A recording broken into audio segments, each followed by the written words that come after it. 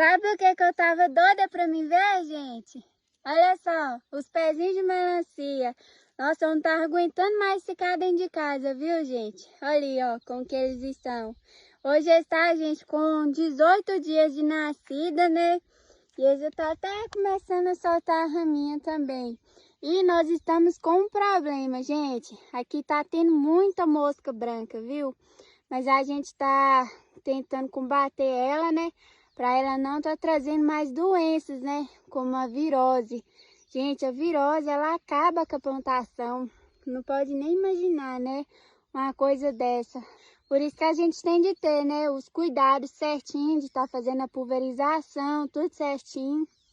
Para não estar causando isso, né, gente? Essas doenças que lavoura de melancia é muito perseguida por pragas, mas é assim que tá, gente, ó, os pezinhos de melancia.